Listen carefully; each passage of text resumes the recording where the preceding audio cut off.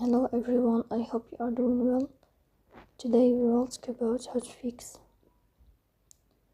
or how to solve the problem of Luzia app. We go to settings. Here in this page we go to apps, default apps, app settings. On above here we search about Luzia app and we click.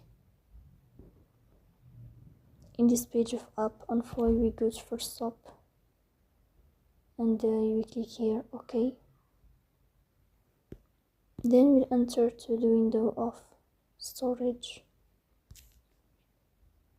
and when we click on storage we click on clear cache. In the end you will turn off your phone and you will restart your phone again. So that's all. Don't forget to support us by like and subscribe.